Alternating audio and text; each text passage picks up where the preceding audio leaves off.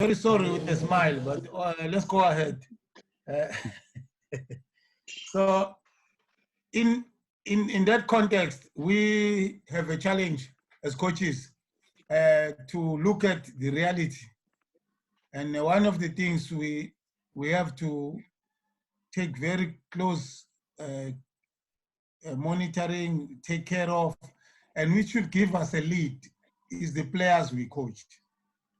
The moment we lose sight of that our strength is in the strength of the players we coach. Once we lose sight of that, we run a risk of going our own way, and unfortunately, that way will never succeed. Those who do not believe that, they don't have to leave this country. They must just look around, and the evidence is too much. It's too clear. So with the players we have, because the players we have, the majority is South African players, born by South African parents in South Africa and living here, of course, which is why we train them on a daily basis. So if you look at the profile of the South African population, you will realize that there are certain things that are there. And because they are there, no one is making them or breeding them up. They are just there naturally. It therefore tells us that the players will get, the majority of them will be coming from that environment. And therefore, they are a true representative sample of the South African population. And because of that, we cannot do anything but to take that and use it to our fullest potential.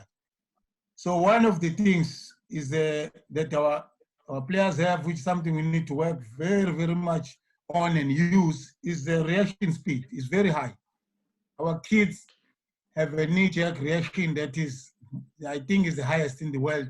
If I'm wrong, I'll believe only if there's a research that has been done. I'm saying our reaction speed is the highest in the world. We also have a high aerobic capacity. These things determine, therefore, how we can play. We very agile, very flexible, well coordinated, good rhythm, and a very strong balance. These things are not because we play football. I'm not because we have trained the kids. I'm not there because of any intervention by anyone. These just come with them. Our kids, when they're born, when they grow up, when they start to walk, all the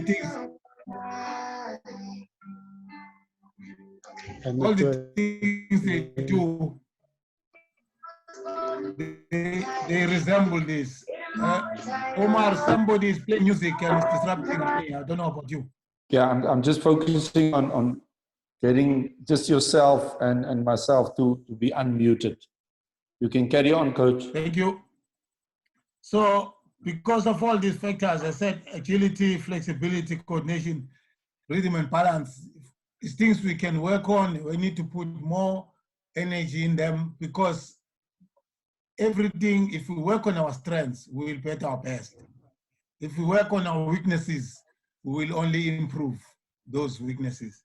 So these are our strengths. Of course, the players we have, because of the conditions our country presents, they are quite resilient.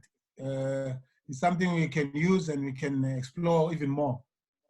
We all know, maybe even in this video, if we ask a lot of us to stand up, our height is moderate, very average. That goes with the weight. It will be abnormal to be average height and be very big. It will be abnormal, and of course, it will be difficult to play football because we move a lot in football. Therefore, our body, if we talk about big body mass, slow, strong, and so on, ours are lean. We have a lean frame. In terms of personality and things like that, we have a very dominant individuality with a high sense of emotions, high sense of self-esteem.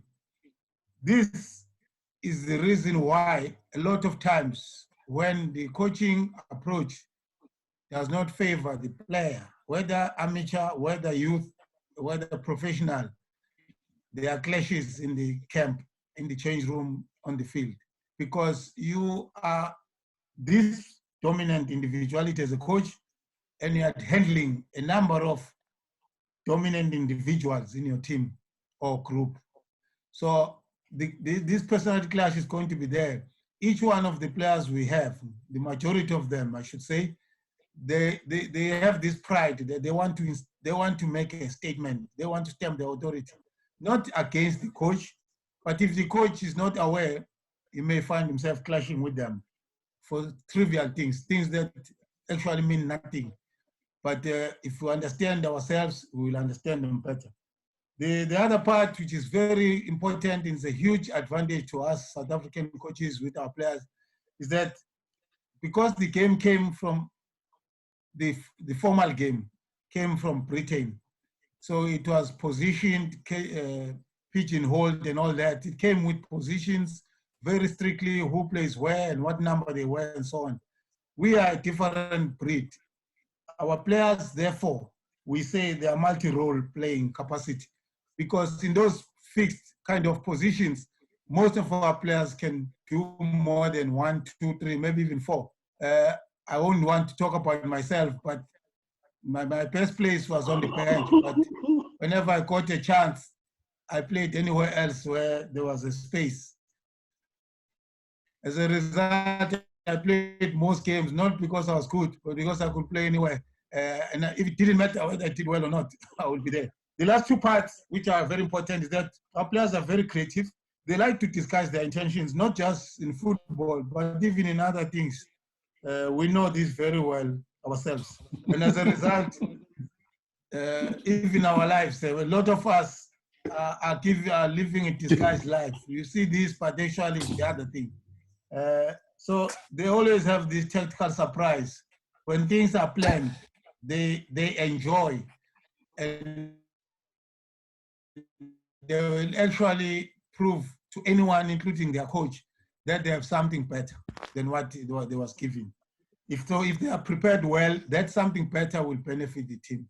And then the last one, like I said, they are highly expressive. Whenever they cannot express themselves, they will move out of that situation. If they have to leave to survive, to earn a salary like at a professional level, or to impress the girlfriends at the school, they will still play, but they will find another avenue where they can express themselves, because this desire, this drive to be expressive is natural. So they will not retire, go to sleep on every day without expressing it. So if it's not made available on the field of play by us, they will find another avenue. I don't want to say what are those avenues.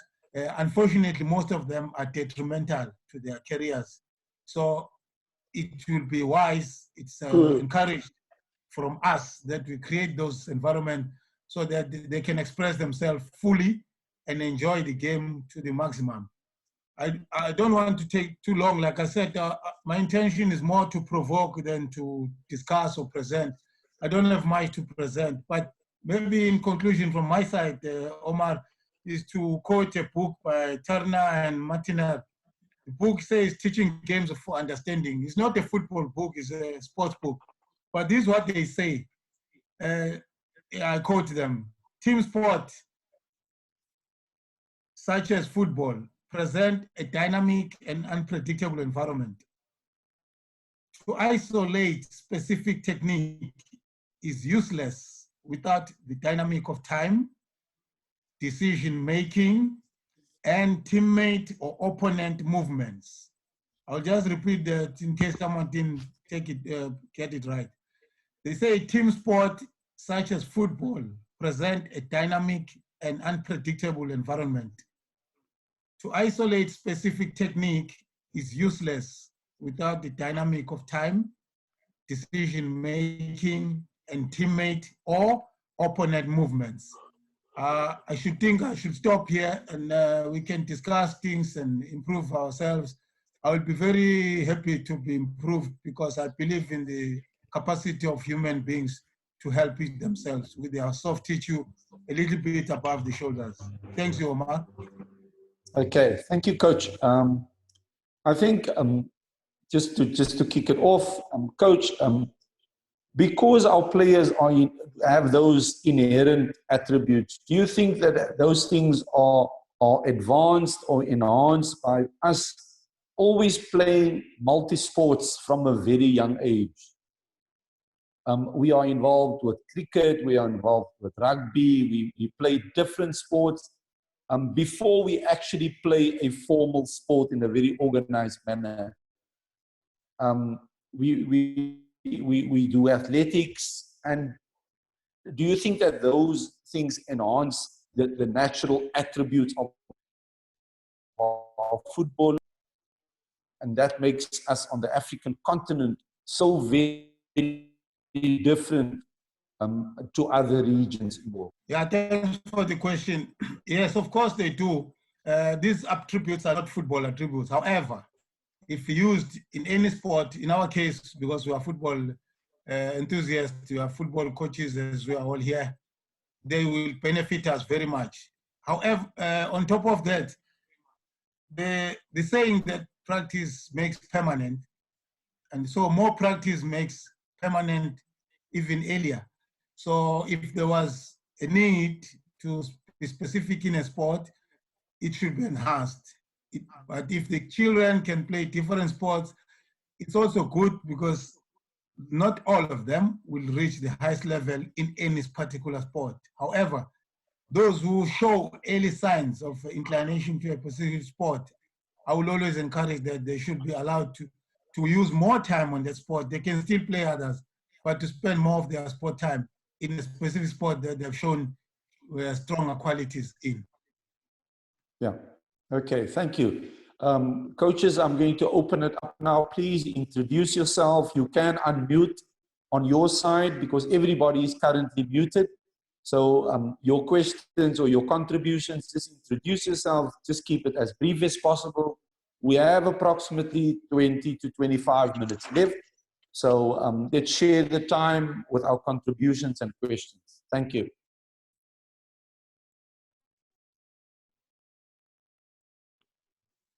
Hello, coaches. Can you hear me? Can you hear me? Yes. Yes. Gregory Mashilo speaking from Pretoria. Good afternoon, coaches.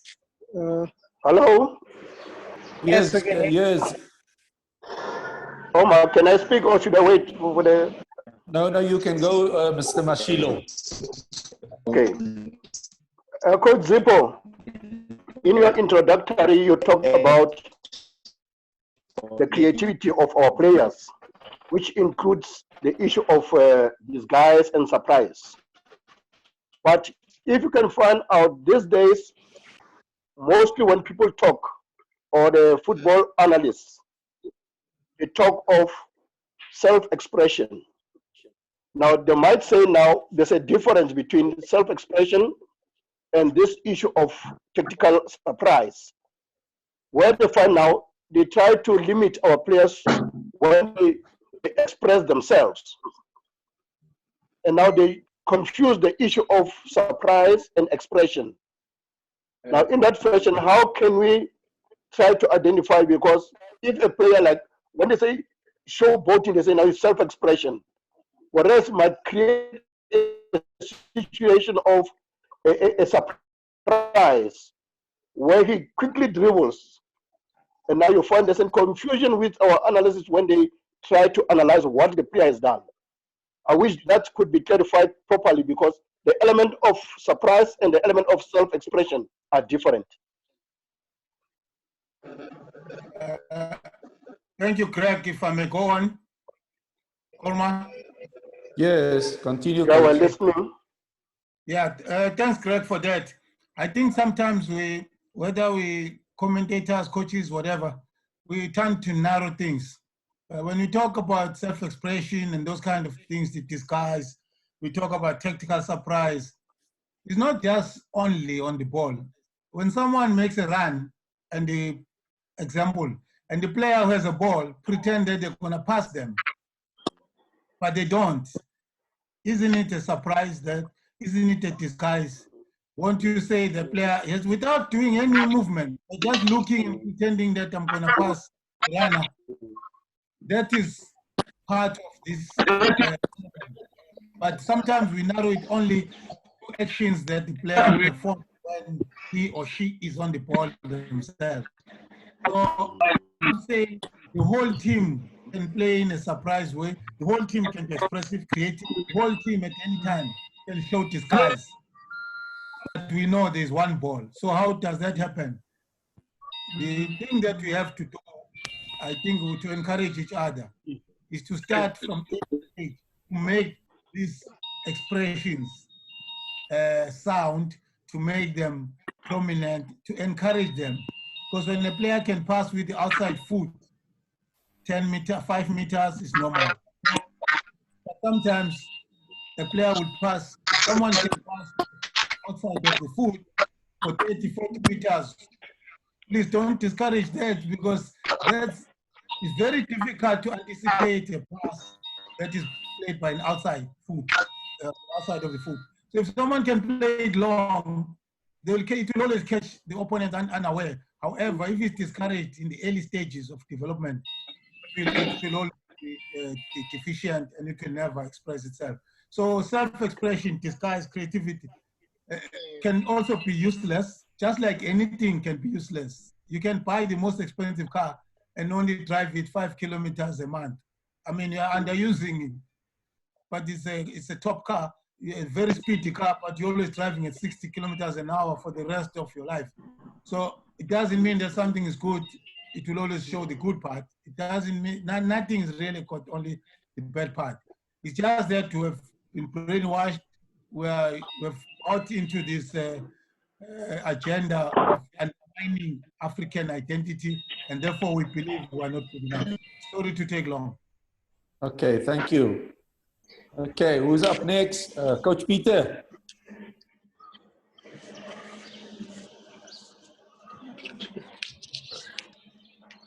Another question for Coach Zipho.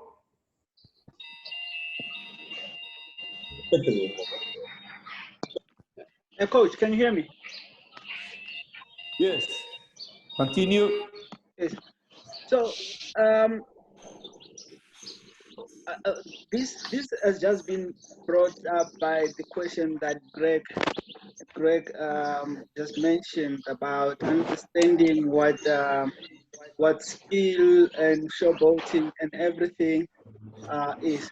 I actually have two questions. So now on the showboating issue and everything. Firstly, I would like you specifically to explain to us what you think Makaringe was trying to achieve, because he was lambasted a lot, and the issue centered around what Makaringe was trying to achieve.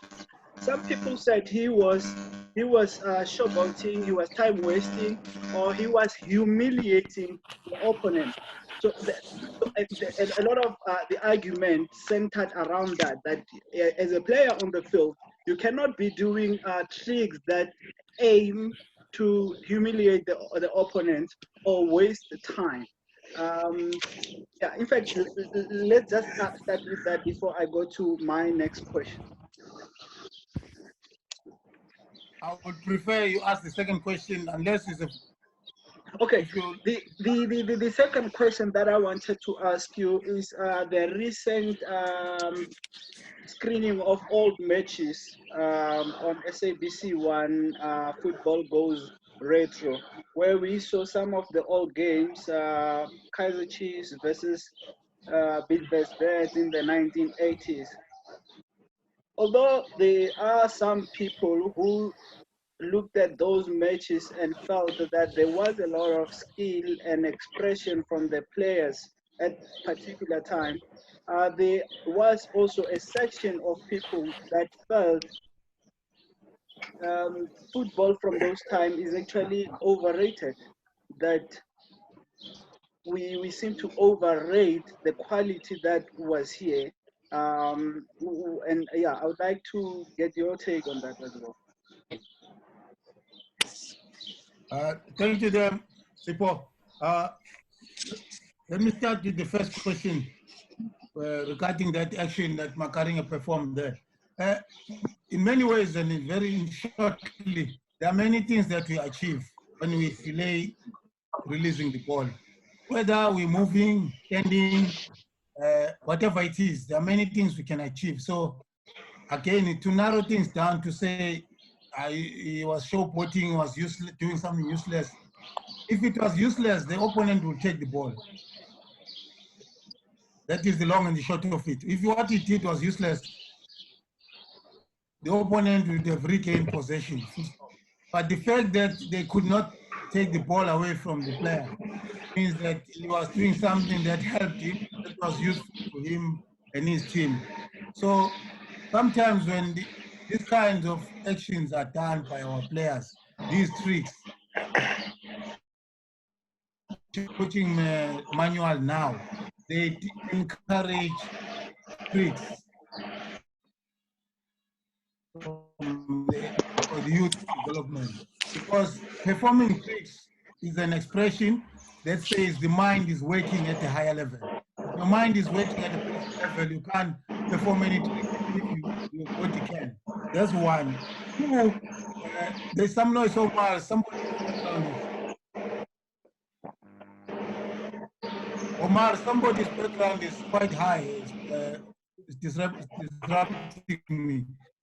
But let me try and carry on. Secondly, I want to know, not from us, but think about this. When a player, it happens a lot at the higher level, senior levels. When a player takes the ball to the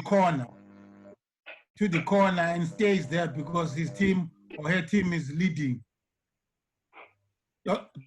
isn't that part of, is that disrespect? You score a goal from there. Are you not delaying the game? Does anything of the game happen when you take a ball to the corner and you stand with the ball and protect the ball there? So when someone does a trick, we jump and say, but this is not helping, not going forward. I'm asking, always ask the question, if a player goes to the corner with the ball, does that take them forward, anywhere forward? On the second question about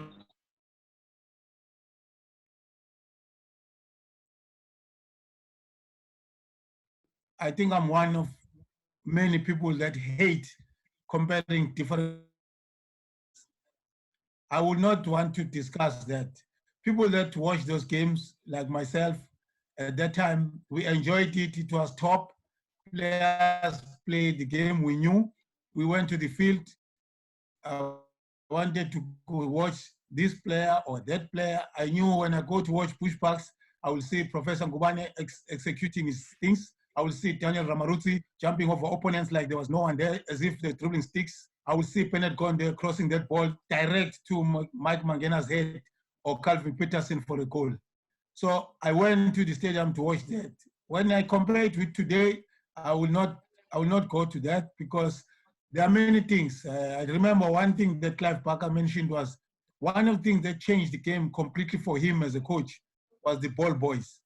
He said before the ball boys, the game was so slow, you could coach while the ball was out. Once the ball boys were introduced, you could not get a second, even 2 seconds to coach anyone because the ball goes out, immediately it's back. So in terms of the generations, I think everyone has an opinion. It will be different. The rules have changed. A lot of things have changed, so nothing will be the same. Just one point regarding this showboating and so on. Those of us in this discussion who saw the late Patrick Pule, Ace Nswelen, and I happened to see him and I spoke to him. I spent some time with him, with other coaches, of course. He says, those of who watched him know, at some point Ace will walk and the whole stadium will say, Ace, like literally walk or even stand. And when we were discussing with him, he said, some of those times, when people were saying, Ace, Ace, they didn't know. He actually was confused. He didn't know what next to do. But because opponents did not challenge, he will eventually make his mind up and gain momentum and do something. Maybe a goal comes and they think the goal came from standing. But when you're standing, he was processing, what next can I do? So because he had that respect from opponents, they knew he's got always a trick up his sleeves. They actually gave him time to plan new moves. So that's how it works sometimes. Showboating or not, if you're anti-African, it's showboating. If you love yourself, it's self-expression. Okay, thank you. Next question, please raise your hand and then we can control it like that and then unmute yourself. Who's up next? Coach Kolani Dlangalala from KZN. Good afternoon, coaches. Can you hear me? Yes, I hear you. Hello. Yes. Yes. How are Yes, you sir. guys? You can continue. Be I good, be hear good. one of the coach was talking about showboating. I don't believe there's a word called showboating. It's for me, it's a word that is created to make sure that we don't succeed. For example, if you go to YouTube and you look at videos, you will see Messi, Ronaldinho doing exactly what our boys can do. But when we do it, then there's a problem. Somebody also spoke about analysts. Show me one analyst who has ever coached who understands football like how we do. Because when that trick is performed, it unsettles the mind.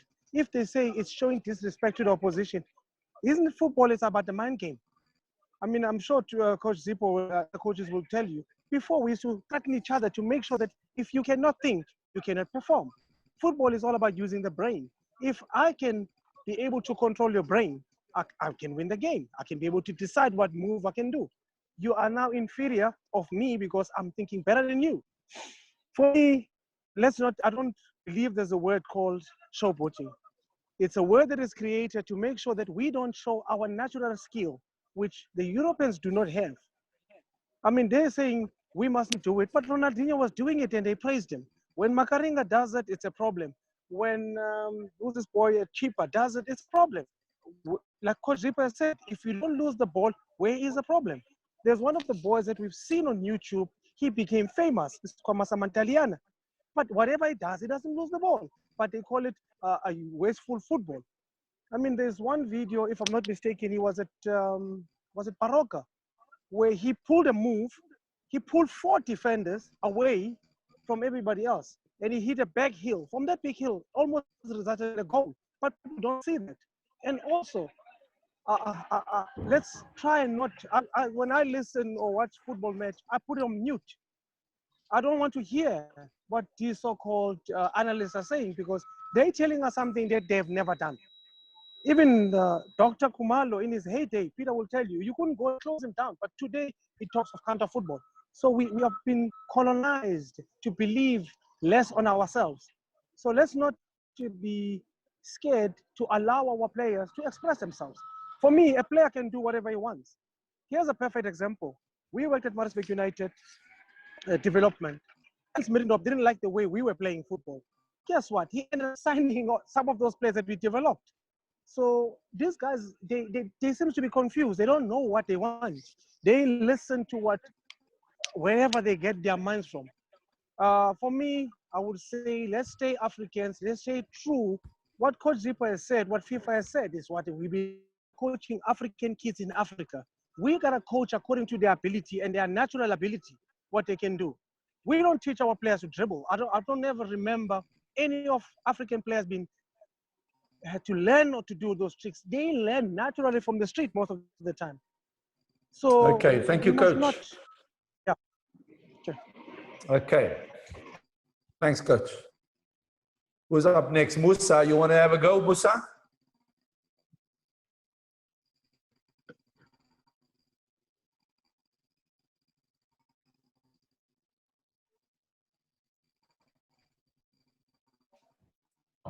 A few other more questions? Yeah, can I go, Coach Umar? Yes, yes, Coach. Okay, cool. I just want to thank. Oh, sorry. Yeah, sorry, I was actually talking. I forgot to unmute. Oh, all good. Okay, I'll go after you. Okay, can I carry on or should I just wait for you? Are you okay, Rubaya? Yeah, I'll go after you, sir. I'll go after you. Okay, sure, thanks. Okay, I won't be long, coaches. I wanted to say, Coach Zippo mentioned something about the characteristics of each country.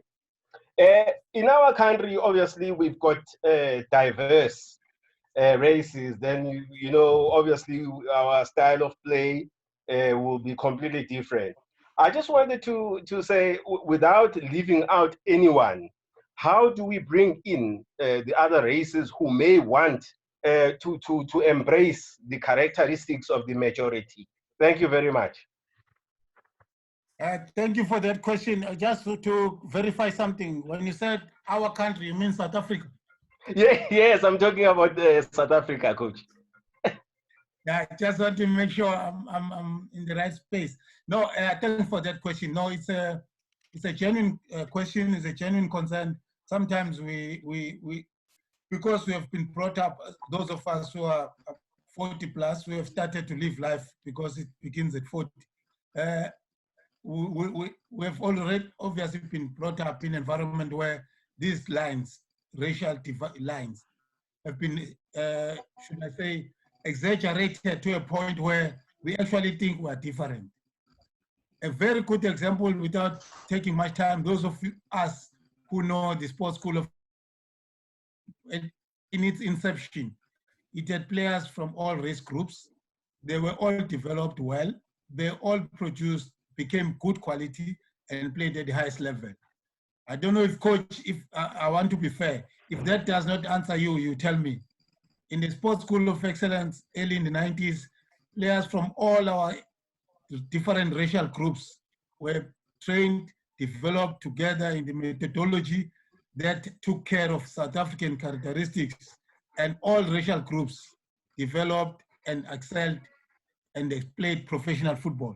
I'm saying that for me, that's an example. It tells us that if we coach our players, irrespective of what race, color, creed, religion, if we coach them the right way that naturally is presented to us, they will reach the same way of playing and so on. We must just acknowledge that some of our families, some of us adults, we harbor the interest of European origin, and therefore we develop them according to that. But once you don't think that way, you think the South African way, any of the kids we have, even those who have a double, whose parents are of one race, the other parent and the other one another race, if they are born here, grew up in this environment, they have the same qualities like all of us. I will stop there. Thank you, coach. Okay, thank you. Coach Isaac, you're going to go up next? Yes, yeah, thank you. I just want to acknowledge Coach Zipho for that very insightful presentation that you did. Quite amazing how FIFA has come to a point of acknowledging that playing philosophy has got to be developed according to each and every country and the context that we find ourselves in. And it's quite interesting because I know that Coach Umar is very passionate about that. We work in the same environment. We talk a lot about that, and it is quite amazing that you're also just punting on that to make sure that our children at grassroots, we do not stop them from developing in the natural manner and developing their natural skills that they already have. We just need to nurture and encourage. And I think Coach Polani from KZN also introduced an idea that we actually don't coach our kids how to dribble because it comes to them naturally. What we need to do as coaches is to nurture that and to encourage them how all of those qualities can be infused properly during play and to benefit the whole team. And to also address the issue of how other races and all the different people can be embraced. I think if you want to see complete interaction go where children are playing from different places, from different races, when you get into that environment, you will see that in that environment, there are no differences. A white kid, a colored kid, a black kid, a yellow kid, a blue kid, if you see them on the field of play when they're practicing together, they are showing each other what they can do. They are sharing ideas. They are competing, and they are all at par. And as a beautiful opportunity to encourage and build these kids up. So I'm just grateful for the opportunity to speak and just encourage Coach Zipho and everyone else who's here to just keep on pushing this whole idea of our philosophy and to encourage players' self expression and to build on the qualities that we naturally have as Africans, and not to allow ourselves to be brainwashed, but to stand strong on that Pan-Africanist element and just encourage each other all around. Thank you, coaches. Thank you, Coach. I've got Coach Peter Petersen. His hand is up. He's going to share something or he's going to ask a question. Coach, you are next. Thanks, Coach. Just a quick one. Over the weekend, I watched, I think, Mainstay Cup, the semi-final, Swallows and Pirates it was. If you look at physically the size of the players, I think even when I started playing, I was seen as a very short player. But somehow, players became much smaller over time, whereby today, if I look at the players, I look down at them. What do you think is the reason for that, Coach? And question number 2, the training environment. What or how would you describe the perfect training environment the coaches should strive to have at training for players to reach their full potential, Coach? Thank you. Peter, can you repeat the last question for me? Thank you. How would you describe a perfect training environment for players to really reach their full potential and really express themselves? What should we look to create that training? What kind of an environment? Thank you for that question, for those 2 questions. Maybe let's start with the last one.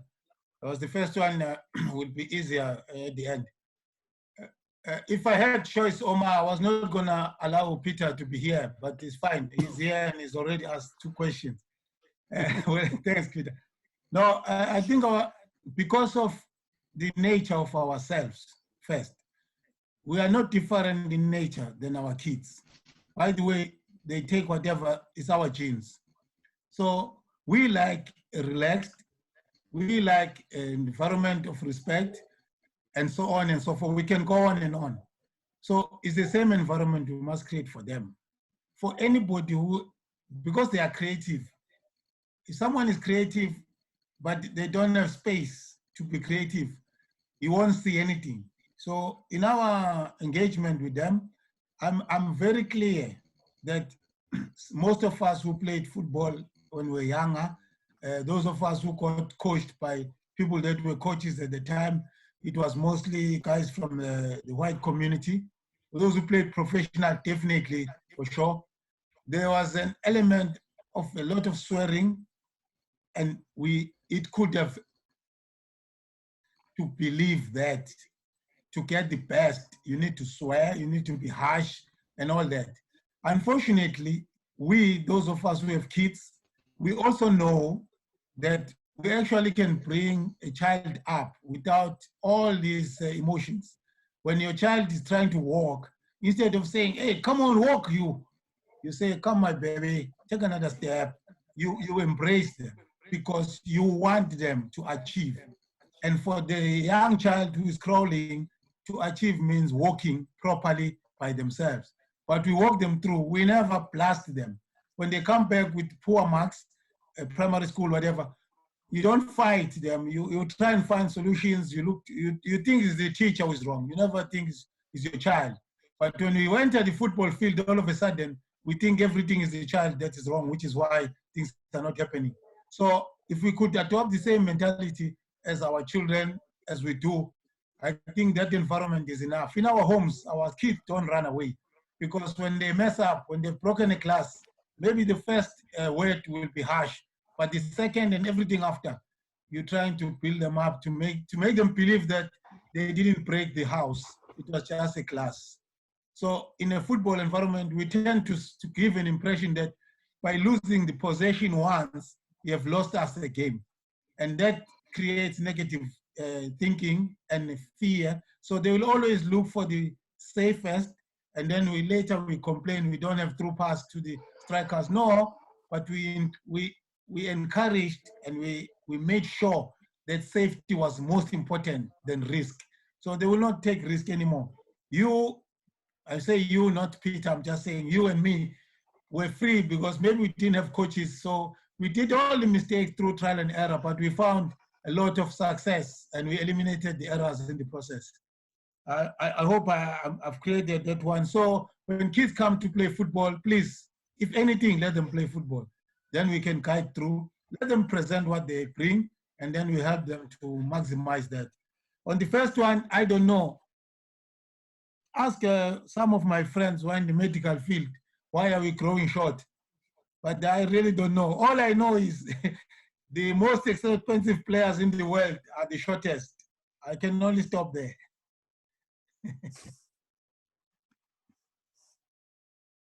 Okay, thank you, Coach.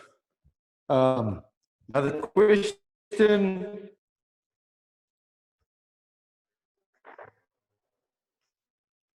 Anybody else? Before we end the meeting? Some of our yes, international guests? I'm here. Yeah. So, Mnumzana, Coach Zipho, I'm looking at the stats and the FIFA rankings. When you look at those, well, from 1994 until the year 2000, it was just Brazil at the top. And when you talk about Brazil, you are talking about the skill and the self-expression, especially during that era. And of course, there was France in 2001, and then it was Brazil again from 2002 until 2006, with France and Italy coming up the rankings. And the situation seemed to change from 2008 when it was Spain at the top of the FIFA rankings until around 2013, and then it was Germany. And all this time, when Spain was at the top, there was Germany and Netherlands breathing heavily down Spain. So at the moment, over the last 3 years, I would say since 2017, we've had Germany at the top, and the last 2 years, it was Belgium, which are European teams. So I need to know, based on everything that we are saying, that we need to be ourselves and appreciate the skill and everything. Is that where world football is headed? Is skill that we are talking about, the self-expression that we are preaching, does it have a place? When you look at this, the fact that when you talk about Brazil, you're talking about one of the teams that may just be in the top 5, but no longer at the top. Is the skill that we're talking about, the self-expression that we are talking about, does it still have a future in football globally? And also looking at the factors that influence that, and I'm talking about the economics of football. Obviously, the development of football will change according to what the market is willing to spend money on.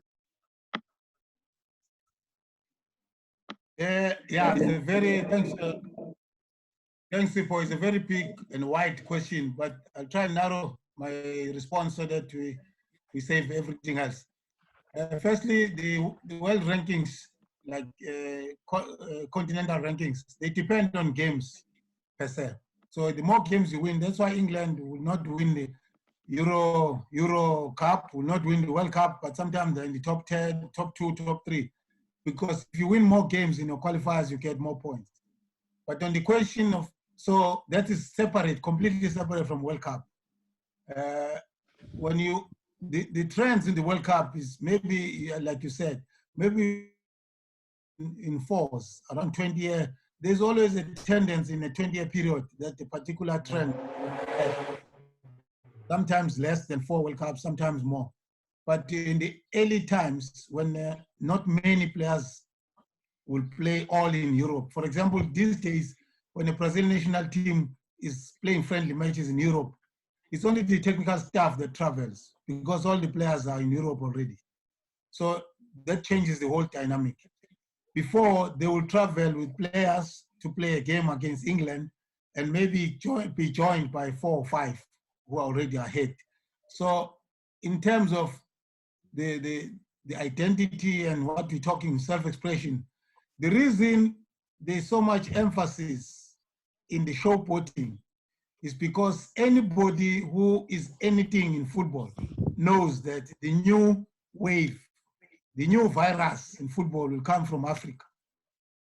So if you still want to dominate and stay at the top, make sure that virus stays there.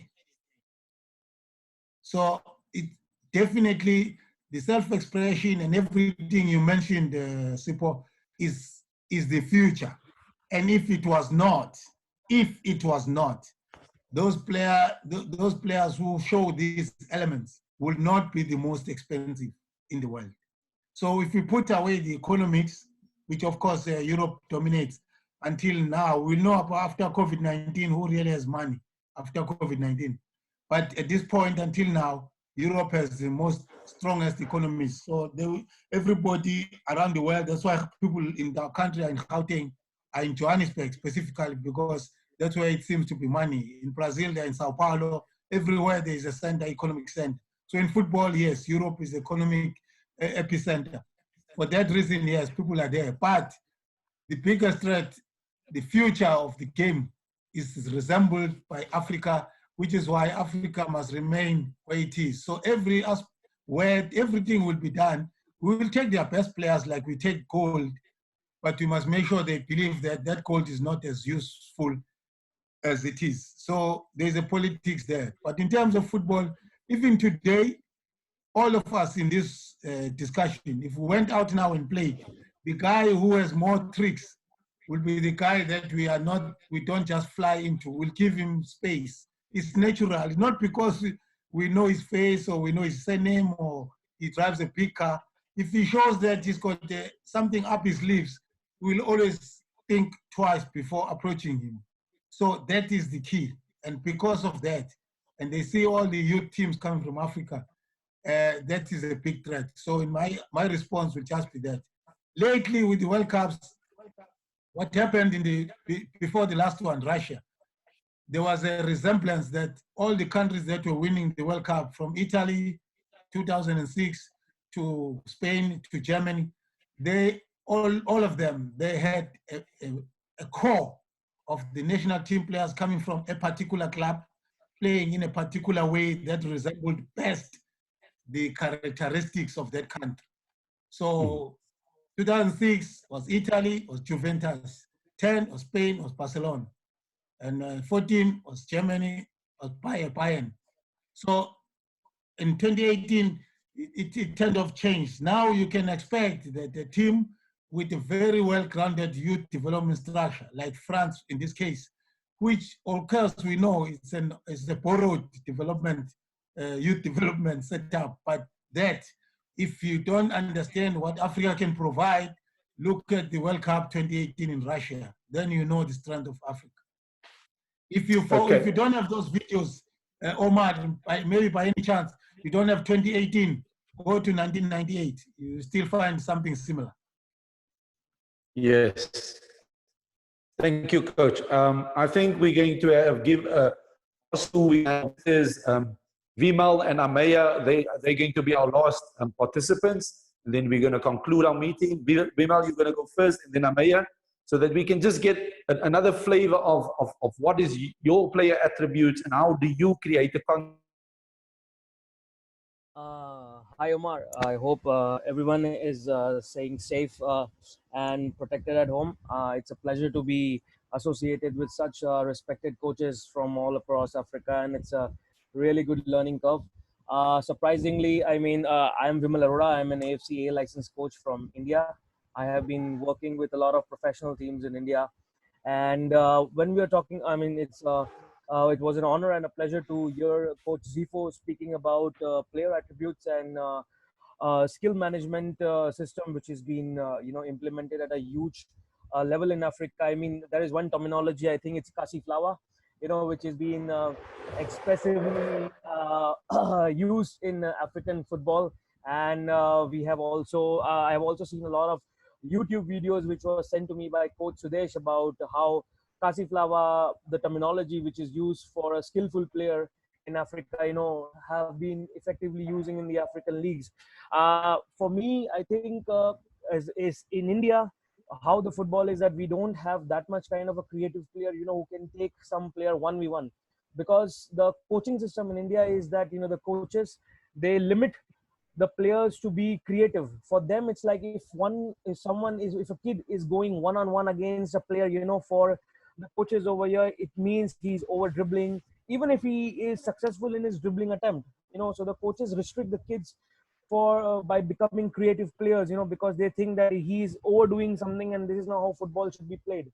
So the main blame I would give is to the coach education system, because now we have recently, of course, changed since last 5 to 6 years about the coach education system, where we are allowing the players to express themselves, even if he's taking a 1v1 or even if he's going for 1 versus 2, so the coaches are allowing that. But around 5 to 6 years ago, till 5 to 6 years ago, I'm sorry to say, we are way behind than many other countries. The coaches used to shout at the kids if they are trying to become creative. So this is the issue, which we had raised in us, to allow the coaches to express themselves, to even allow the coaches to say that the kids should express themselves since the age of grassroots. Because I think Amaya would agree with me, like even we have also been built up through this system. I would just like to share a story with you. When I was 12 years old, I was selected for my state camp, and I started my career as a goalkeeper. So my coach, he told all of us that, okay, Vimod, you should run 10 rounds of the ground. And this was in around 2001, I'm talking about. So I asked innocently my coach, I said, like, is 10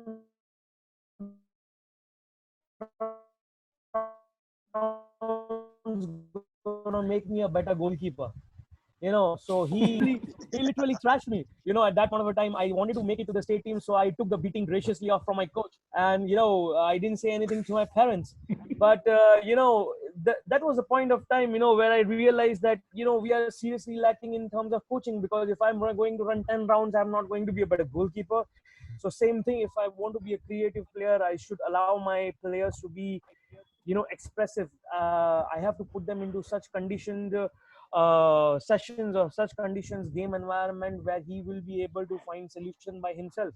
So this is what India is also changing since last 5 to 6 years, but we have a way long to go. Sorry to take your time, Amaya. I know we have a very short meeting, so Amaya, please go ahead. No.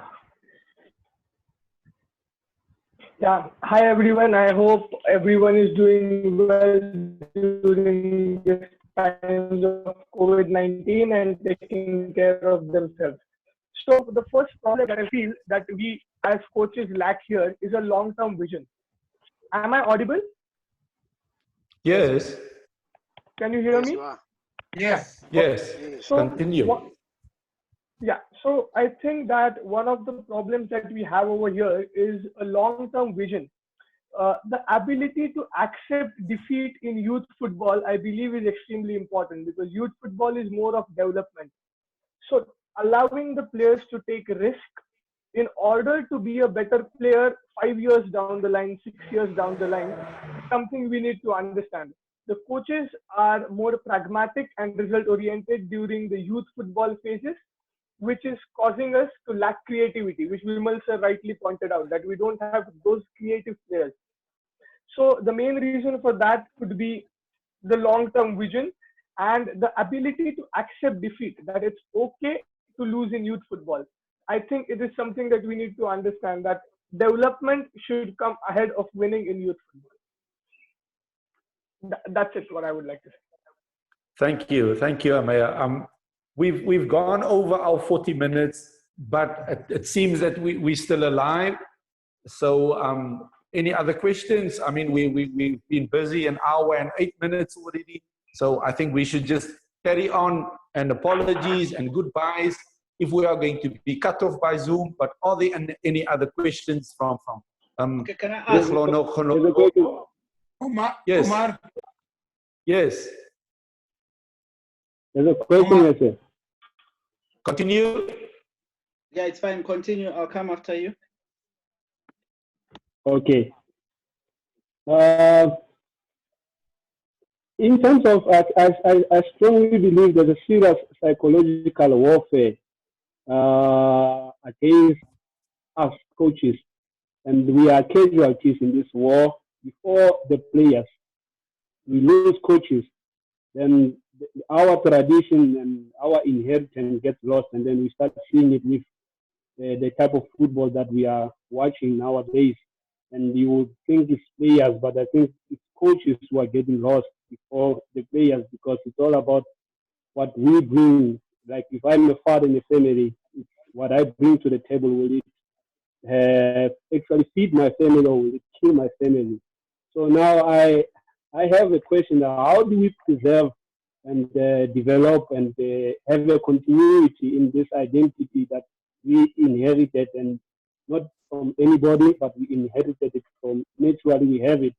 So what are the means and practical ways to preserve what we have? Coaches, entirely speaking about coaches, I know players are at the forefront, they are important, but coaches, us as the head, how do we preserve what we have and remain rigid? Because there are so many appealing things that we consume on the internet, in the football we watch today, in the football we watch today around the world. I mean, it's almost like when you watch football in Europe, and this bothers me a lot. We are so amazed by it. It is almost like we cannot be like that and even be better than them. So my question is, how do we preserve what we have and make sure it grows and it gets developed and it goes around and spread, like this virus, corona, how it's spreading around? How do we make sure that this philosophy, this identity that we have, it goes around and people know about it? I heard a very interesting quote. I don't remember the person. Says in Africa, when I'm fighting for African, one hand is where the fight is. The other hand is trying to stop Africans who are fighting me, for me fighting for them. So I made that mind that there's a serious problem, and it's not the players, but it's more of consuming the coaches, the brains, the guys who should be driving this thing. How do we preserve what we have? How do we make sure it continues, Coach Zipho? How do we make sure, because we rarely have such meetings and we get lost. Some of us we are very isolated. I mean, where I am, when I come and speak about this stuff that you're speaking about, it's foreign people around me. So how do we make sure that this grows and it's really noticed around? Thank you, Coach. Thank you for giving me the chance to ask the question. Thanks a lot. Coach Zipho? Yeah. Yes. The last coach to speak, where is he from? I missed that. I'm from Butabelo in the Free State. Thank you. Thank you. Not that is of any relevance in my response, but it's just important to know. But the coach who spoke before you mentioned something about winning and losing and defeat and the youth level. I would just want to respond a little bit there before I come to my colleague here who spoke last. It would be very wise for all of us in all our conditions to remember that at youth level, there is no winning and losing, there is no defeat, there is no victory. Yes, there is a score, final score for every game, like anywhere in any game. But to score 3 goals and concede 1 at youth level means 0. It means 0 if when those players who score 3 goals cannot match the standards of senior football later. They can score goals and win all the championships and everything at youth level. It is nice. But if it does not make them later in their lives better men or women, better players, and to fully be able to express their potential, those wins are defeats. And those maybe who lost in those games might be victors in the future. So at youth level, that's what I'm saying. I always say this, at youth level, there's no winning or losing, no victory, no defeat. It's only the scores that are different. And then— Hi, Coach. Yes. Can I say, yeah. So I was trying to point out exactly the same thing what you're currently saying. So my question over here is, what can we do as coaches apart from Yes. working with our team to help the other coaches also understand this? Because for example, if my team is not looking at the results as wins or defeats, but is focusing on development, if other 10 coaches also try to bring in the same model, then we can probably help develop the football of the city, gradually the state, and then probably the country. India as a country is very big to talk about, but what can be done to impart this knowledge into other coaches? Yeah, thanks very much, Coach. The key thing is, like the platform we have here, informal platforms where you talk to each other and you convince each other. It will take time, let's face it. It won't be easy, and it may need a little extra from you if you want to drive it, but I can assure you, it will happen. You will achieve it. We have not achieved it in South Africa, but those of us who are trying to work together have moved from where we started to where we a long way, but we have covered some ground already. So don't be discouraged, don't be despondent, don't lose hope. It will come, and it will come. When it arrives, you will forget about all the pains you went through. It will be so much joy. Maybe to go to the coach who asked from Free State, you are quite right, Coach. There's so much information that we get bombarded with. I always say to myself, and the people I work with, I try to challenge them. Pretend that nobody told you how to coach. Pretend that you have no information how to coach. Pretend that you don't have internet, you don't have European games, you're not watching TV. What will you go and do with your team? If you pretend that, you can always maintain your originality and only use the things that will advance your coaching ability rather than get absorbed by someone's ideas and only to find that you actually have water here. You don't have, you have very little water and you don't have drums of water, but it's raining. So all your small buckets are full, but the rain is still coming and you can only look at it and you can't save any of it. So in order for us, remove everything, put yourself in a position where you didn't know anything. Will you coach this team? The answer is yes, maybe no. Then you start from there. I'm sure you'll always be the original person that you are born to be. Thank you, Coach. Okay. Thank you, Coach Zipho, and all the other coaches who participated. I think we've gone over our time, but I mean, the meeting was so full, and the responses and the questions were really informative. Also, our guests from India, thank you guys, Bimal and Ameya. It's amazing that you guys are pioneering the identity of your player attitudes, and like Coach Zipho says, I was very fortunate to meet Professor Ted Dumitru, and the unlearning that took place, and you know, it can only happen through mentoring of fellow coaches. There's a saying in the liberation struggle: each one teach one, and there are quite a few coaches. I'm in Cape Town, and there are quite a few coaches that we've influenced through sharing of information, through guidance, Maximal training, mass clinics for youth players, and we've seen the results. We're going to call on them to share their experiences, the successes that they have had through the new way of approaching. Yes. Yeah. So it is important, like coaches alluded, that it is important for coaches, and especially at youth level, to lose their egos of wanting to win and move away from where our coaching is coach-centered to where it is player-centered through guided discovery. I think if we move into that direction, we bring the fun back into coaching, we bring the fun back into playing for players, and they can learn in that environment, because young people learn through having fun and enjoying themselves. They don't learn through being harsh or punishing them. And I think this platform, like Coach Zipho alluded, is important, and sharing the information via social media, that is very important. And if there's an openness to learn, it can only impact the players, and it can only impact the product that we're developing and the football that we will eventually be able to coach and play. Thank you. Yes, Coach. If I may just say this, coaches, to everybody here, in terms of what we are discussing, I always say when the World Cup is played, I always say it's a battle of the cultures.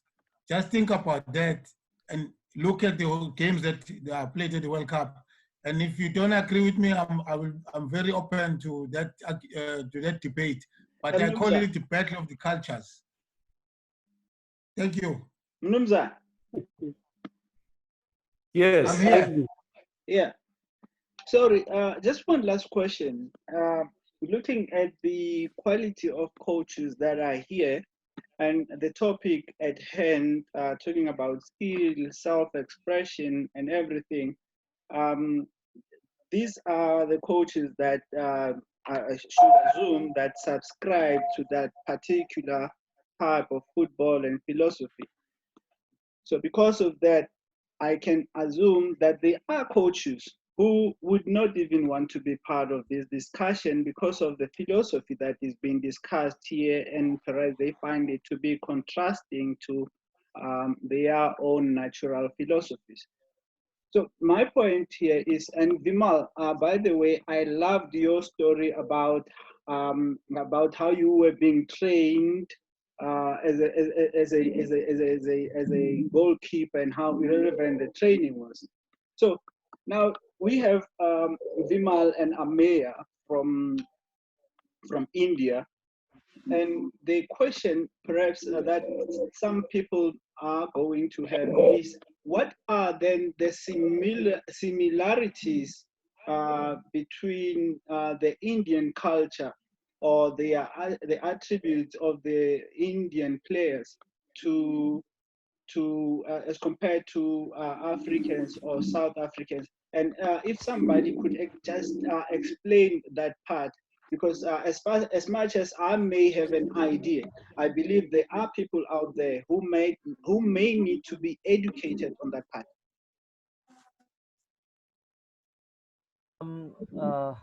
Hi, King. So basically, the thing is that we have a lot of influx of the Nigerian footballers in India. So according to what I can see, I mean, we have seen a lot of.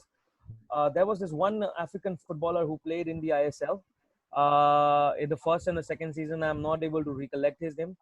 But the one thing which I personally feel is that, if we talk about the characteristics of the similarity between the African culture and ours, is that, I think we both have on a similar upfront about the anthropology and about talking about the socio-economic culture.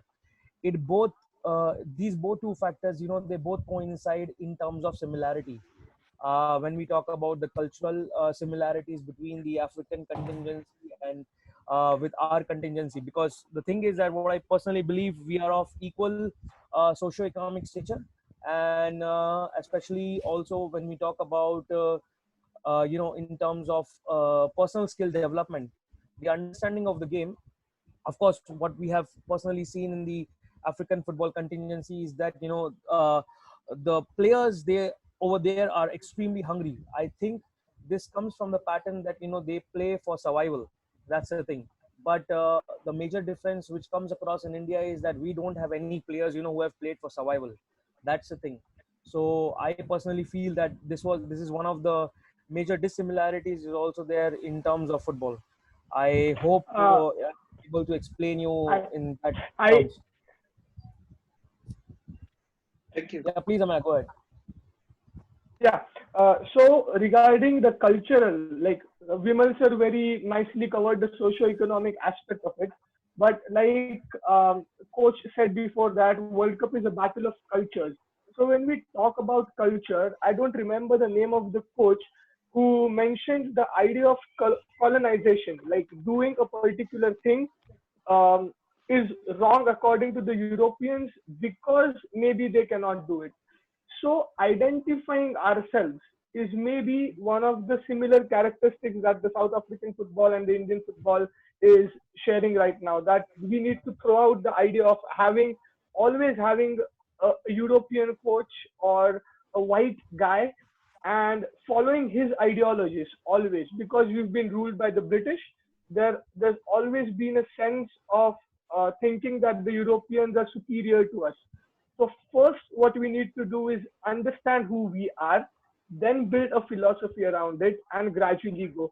So probably that is one phase where we are similarly on lines with South Africa. Yeah, that's all I've got to say on this. Thank you very much.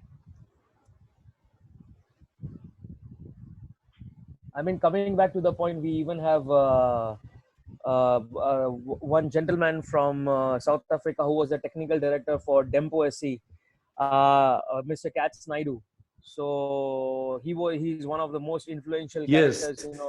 Yes, he's one of the most influential characters who was there in reshaping an academy in Goa in India.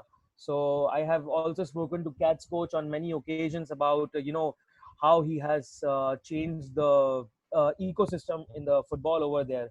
I think Coach Katz has played an extremely vital role in developing Dempo Football Club from Goa. He's brought a lot of maximal training philosophies in the sessions, and also he was successfully be able to develop the whole curriculum plan for Dempo SC. So it was a really sad news when Coach Katz passed away, because I would have had an opportunity to work with him, but it was a really shocking thing to hear about him. And I really missed the chance. Just one thing, Omar, I would request if all the coaches who are students of Maximal training, they can share some of their training sessions and some of their team meetings, how they deal with the players, and how they are able to communicate, and what are their philosophies. If they have built up some session plannings or something in relation to Maximal training, if you can share on the group of WhatsApp, or on the email, especially videos and some articles, it would be a really great experience for us to correlate and work on those philosophies, because I am fortunate enough to receive a lot of documents about Maximal training by Coach Sudesh, and it has really changed my perception towards training, keeping intelligence and decision making as a forefront of my session in every age group which I coach, or even in the senior team when I was working as a head coach for an I-League team. It was a really good challenge for me, where the philosophy which I actually inculcated from Maximal training, helped me achieve more about, more to focus about the decision making and the intelligence of senior players in Indian football. So if you have such kind of videos or knowledge sharing stuff, even I have recorded some of my sessions, and I would love to share and have your views on it, like how we can grow and develop together. I mean, the knowledge is endless. So thanks a lot for listening to me. Okay, thank you, Coach Vimal. Thank you, everybody, for participating. It has really been an awesome session. Thank you, Coach Zipho, for leading us in the discussion. Yes. Our last coach, last contribution, and then we'll be ending off. Who am I speaking to?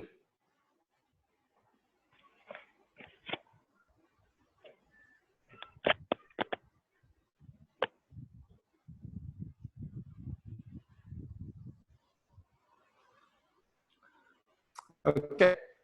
Thank you, everybody. I will keep you posted on the WhatsApp group, as well as on the Facebook page, when our next meeting will be. And hopefully we will get other coaches and also